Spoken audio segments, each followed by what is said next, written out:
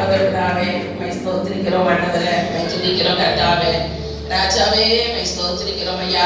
ஒரு நோக்கம் இல்லாமல் எங்க தேவனாய் கர்த்தர் எதையும் செய்கிற தேவன் இல்லை ஆண்டவரே.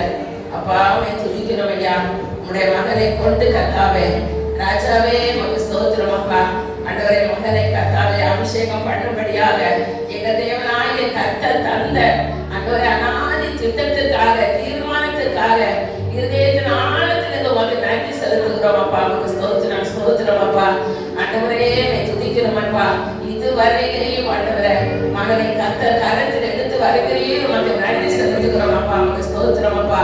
இதுவரை நடத்தினவர் இன்னும் ஆண்டவரே ஆவிக்குரிய சகல ஆசீர்வாதங்களையும் கர்த்தர் கட்டளையிட்டு அவருடைய வாயிலிருந்து வருகிற வார்த்தைகள் அபிஷேகம் பண்ணப்பட்ட வார்த்தைகளாக, மக்கள் உள்ளங்களுக்கு பிரயோஜனம் உள்ள வார்த்தைகளாக என் தேவனாகிய கர்த்தர் தந்து ஊழியத்திலே கர்த்தர் கண்டது கொண்ட நோக்கத்தை நிறைவேற்றும்படியாக மகனை கரத்தில் எடுக்க உங்களுடைய கரத்தில் கொடுக்கிறோம் அப்பா. ஸ்தோத்திரமையா, நீங்க பொறுப்படுத்திக் கொள்ளுங்க ராஜாவே. உமக்கு ஸ்தோத்திரமையா. உங்களுடைய மகனே உங்களுடைய அபிஷேகத்தை கர்த்தர் இன்னும் அதிகமாய் கட்டளையிடும்படியாய் ஜெபிக்கிறோம் அப்பா.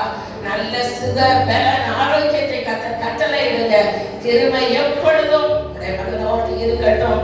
மக்களுக்கு ஆசீர்வாதமான வார்த்தைகளை கொடுங்க. இயேசு மூலம் ஜெபங்களை ஜீவனோடு